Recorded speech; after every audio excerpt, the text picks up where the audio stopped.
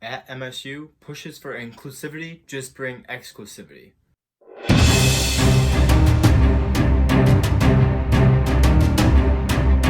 This is Undeniable with Sergei. Here I highlight news and moments was reported, things that weren't reported, and further information on the indoctrination and leftist bias at Michigan State University.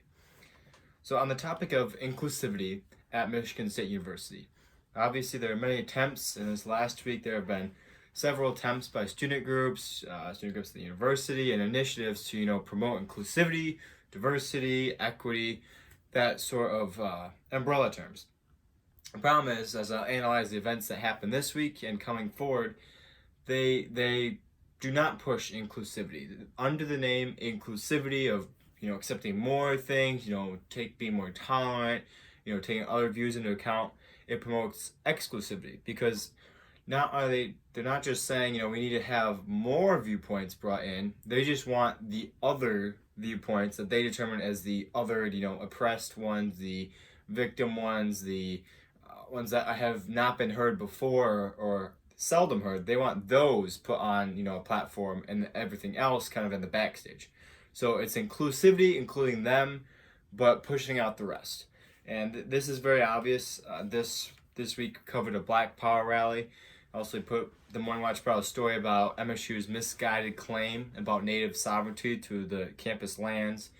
We attended a rally at the Hannah Administration Building, which pretty much cited, we need to be a sanctuary campus. We need to include other people. We need to include undocumented and DACA students.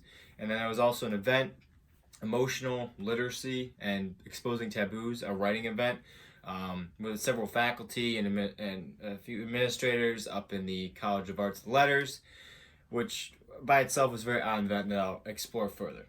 So first on the Black Power rally, obviously that these are common across America. I would say they're much different than black movements, or at least black majority movements of the civil rights in the 60s, and obviously the ones in the 1880s, civil rights movements then. Today they take a different form. The Black Power rally, myself and reporter Grant Lale went to, a lot of anti-white sentiment, very explicit anti-white sentiment. In the article, we discussed essentially how not only are they, on one hand they're saying, we need to embrace our blackness, we need to celebrate it, it's something to be proud of, something to have pride in. They also turn that around and pretty much say, MSU is a, end quote, a white, Republican, privileged, heterosexual campus, and they have not viewed the negative impacts that they've had on presumably black and minority students. So they've already casted out MSU as majority white, Republican. How they get to that conclusion, because as the CR chair, I can assure you it is not mostly Republican. Sure, it might be mostly heterosexual, but that's most people, and they sort of in privilege there, probably because they're white and heterosexual. So they're already casting off, MSU is this other form, that what they are not, and what they are in a way fighting against. As they go through the rally, they talk about how, MSU is caged us in, and we're outgrowing it. And even though these events in the past few weeks, from toilet paper nooses to a racist survey, those won't hold us down. And even though they're trying to hold us down, we will come out on top. Then they go into what they call ebonics, the black sounds, which is essentially, as the presenter claimed, the white man said you speaking slang, but clearly you're fooling me. Ebonics is the language our community speaks. So it's, according to the Black Power rally there, it's what African Americans speak. It's dialect of sorts. And so they're already casting themselves as, there's this white Republican majority at MSU, and then there's us, and they're pushing us down, and we need to be rising up, even though these events have happened on campus with this racist survey, the noose, alleged nooses, and others, that we won't be restrained. And so there's in this Black Power rally, it's meant to be inclusive. Obviously, it's meant to be diverse, but it really isn't. There were several times during the rally where they were talking about, we need to have like strength and pride and like the color of our skin and where we come from and our heritage. And there's several times when they reference the color of skin and such like that, and I leaned over to Grant and I was like, probably not talking about us, because we were probably 2 out of 5 white guys there, which obviously I hope it's Black Power rallies are open to anyone, but the way it sounded, it was not very welcoming. I have to say that. But and then the next article the Morning Watch covered this week was an analysis piece by contributor David Barton. And this piece, also feeds off that same sentiment MSU is pushing, that, by being inclusive, we're actually just being exclusive, So they push this, they've been putting these land acknowledgement statements everywhere. They've been reading them off at events. They've been putting them in their, university emails. And essentially the whole premise of this is the land we're sitting on right now, that I had no part in, that many people had no part in getting, or through the treaty or through whatever means that we're on, that we didn't have any connection to, that somehow this land is, it's ancestral land, we need to respect that, and they have sovereignty. And so, no doubt, obviously this is formerly Native American land, much of North America was, but quick point to point out is, this was 200 years ago one tribe's land, and probably 300 years and 400 years before it was a different tribe's land. So when we say Native American and Native Americans, can't forget that there were different tribes, there were different warring tribes. They weren't, just holding hands the whole time. They were it was a conquer ethic. This wasn't, the treaty, the whole premise of treaties and, land grants and all this stuff, that came over with European arrival, and that was soon, even brought into Native American society as you see American history progress 100 years afterwards. Yes, a lot of treaties were broken, and that isn't right, but the whole ethic of having a treaty, having an agreement, was something that was new. And so they're putting out these land acknowledgements, like saying, we're on your land, we should feel bad. We need to be more inclusive by stating this exclusive principle, and I would say encourage, some sort of guilt, that we should feel bad, and somehow the minority of Native Americans that are here, the very few numbers in this area, or somehow have the sovereignty. So David Barton, our contributor, he went through and really just looked at this treaty, like how was it formed. There were 114 Native Americans, and then 10 whites signed this treaty in 1819 that partitioned the land that Michigan State University sits on. It's a much bigger chunk of land, but MSU is part of this land. So more natives than whites signed it. Also, there was more violence against whites in that time, around this treaty in that time, than the opposite. There were also, there were several premises in the treaties that said, we'll concede, the chiefs can come back here, you can take some food, you can hunt here sometimes a year, you can do this. So it gave concessions, extra favors in a way, saying, yes, even though we're agreeing that this is going to be our land and we're going to separate like this, we'll still let you have these exemptions. And so the way MSU treats it is, it's MSU took this, stole this, killed a bunch of Indians in the process and all this stuff.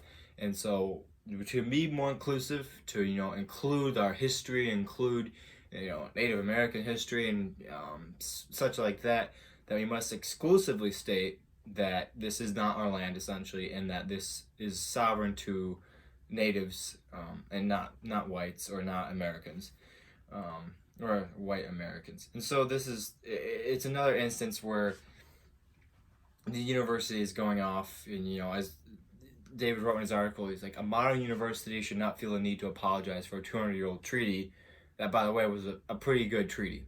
This was, there's far worse examples of what, happened to either whites or Native Americans in conflicts for land as, America grew. And then the next story that is coming out in an article soon, lots of video to this one too, very, very good video. So there was a rally from the Hannon administration building about, MSU being a sanctuary campus. And, so they were talking about we accept all immigrants, we're all students. And really large premise of this whole rally was essentially that, MSU and the United States of America, both units, are acting as, they're not being inclusive to, either what they're saying. MSU doesn't acknowledge that these students are students. They're saying like, these undocumented students, these students, from, different countries, from foreign places. MSU doesn't really recognize them as students. They just use them as tokens, on flyers, on such like that. And to be fair, they might, it's obviously, identity politics. Let's put the more diverse crowd on our flyers to make it look like we are very diverse. But that's very much more different than saying, they just don't think they're students at all. And then they also point to the United States of America, where we shouldn't be deporting people. This is a home for all. The USA is a home for all. And then there was calls against ICE. Obviously, they were very adamant about that.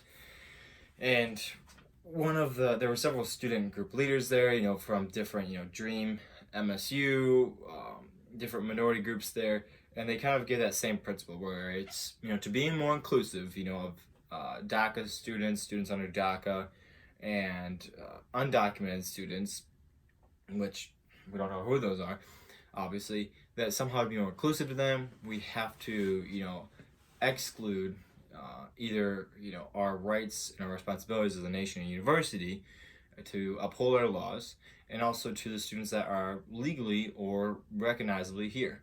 And so it's another time where students again, and there were several great testimonies of students who had gone through the immigration process. And granted, it should be faster, it needs reform, it needs fixing, abiding to the nation's laws, of course. And they were telling a story, like, I went through this process, all this is so great, I really liked it. And at the same time, they're calling for pretty much in disregard for the whole process. So it's very, very, to be more inclusive, they have to be exclusive.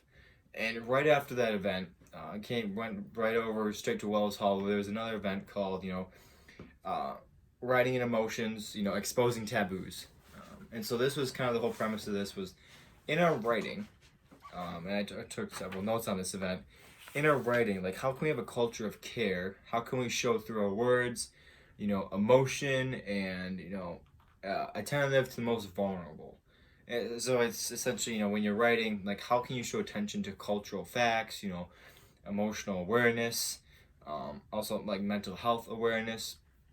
And so the first presenter, he went up there, and the first things he said was he apologized. He apologized for his whiteness, his maleness and straightness, and also his able-bodiedness, and saying, this gives me privilege, and to be here in front of you and to present on this topic, I have to recognize that I have these certain advantages. So I knew right away that this was probably going to go, in a certain direction. And it did. It was a whole, there were four different presenters, and they all give that same narrative where, they talked about neoliberalism, they talked about competition being bad.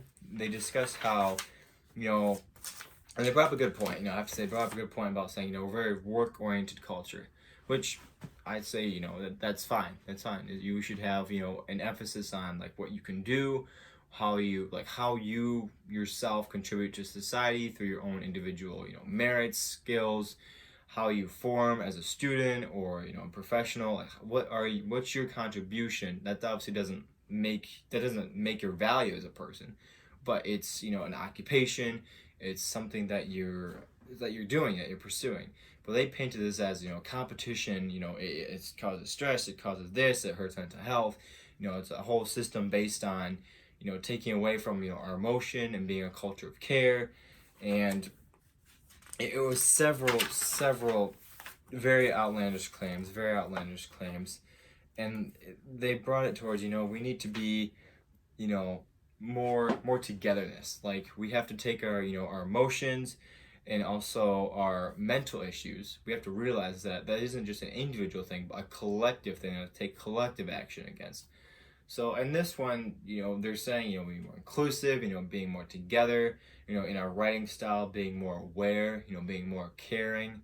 And so being more caring, being more inclusive and diverse, but they're using a principle of exclusivity that that you should be doing this, that you should be writing like this. And I'm sure, since they're painting, neoliberalism and also competition and standard work model at university, especially in the recent years of lots of focus on homework and projects and work, which as a student I don't always appreciate, but there has to be some measure of whether you're learning or not, and those are ways to get you there and also to measure yourself. And so they really painted those badly, in a bad light, in a bad light. And the article will be coming out soon, and they were talking about this competition, at least internalized shame, because when person A gets ahead of you, and because you're dealing with stuff in your life, which granted you might be, but the way they painted it was, if person A is succeeding, and it's based on this competition model, where you work more, you get more, and then so let's say that the person B has some emotional problems, whatnot, they could be very legitimate, and they do less successful, and then it somehow creates a shame and guilt, and they feel bad and resentful, and that's bad, because you're by saying we are together, we need to take this model of just emphasis on work away, being more inclusive and taking people's carings and feelings, then you're being exclusive and saying we don't really care about how much you do. We really just care about how you feel and how you're situated, where you're going at the university. And instead of saying, if person A is ahead of you and they're doing strong, and person B, is dealing with, depression in their life or some other, just, something that's really taking them down. It's really hurting their studies. It doesn't matter what the other person's doing. Like, you can succeed on yourself. You can, work on getting counseling. You can, with your family. If you go to church, you go talk to your pastor. That can be done in your own individual self with either God or your pastor or your church or counseling or what that person sees most fit. Obviously, some ways are better than others, but whatever that situation be solved does not mean it has to take away from the person A or the whole model in general. And between the Black Power rally, the land acknowledgement statements put out by the university, which they've recited at several things. I think they did it at the orientation. They did it in front of all the new students, and they've also with the Sanctuary Campus rally in front of the administration building, and this event just talked about the emotional writing, exposing taboos. All those really just play into hey, there's this and there's this, and to be more inclusive and take in what hasn't been heard, choice B over here and choice A over here. When you include choice B by pushing out choice A, and obviously there's going to be a bunch of other choices, but just in conceptual, they're trying to push in one by pushing out another, and it's inclusivity, the pledge of inclusivity by a demand of exclusivity when you look at it. And this isn't alone. There's other things coming ahead this week. We're covering a progression on a MSU bill for mandatory diversity training. I talked about this last watchdog, but it's getting more traction. And I'll just end with on those four other things I just discussed. Like, this bill is progressing in ASMSU, and it's they want it mandatory. They want inclusive of everyone. They want as many people possible to sit through this thing if it forms as possible. But that by itself, they want all these people included, in this one program that's going to teach us one thing. There may or may not be many opinions, but either way, it's still an exclusive principle, because you're saying we need to exclusively have this program that you're exclusively going to go to, and there's going to be I'd say largely exclusive matter material. It's a diversity training. It's not exactly like we're going to, hear Ben Shapiro's thoughts on this or Jordan Peterson's. It's probably going to be a much more leftist tone. And it may not be, but given that it's a student government, and given that it's about diversity and inclusion, and it focuses on minority groups, that will be the main premise. So in MSU, there's a lot of promotion of inclusivity by Exclusivity, these four things I just covered with this bill also coming up. Make sure, to catch up on the recent Morning Watch stories. You check out our website, also social media. Be sure to follow our social media, like our social media, comment on our posts. We're very happy to hear feedback, hear interactions, and make sure to follow us on Facebook, Twitter, and Instagram to stay up to date on the dominant and unwelcoming culture at Michigan State University.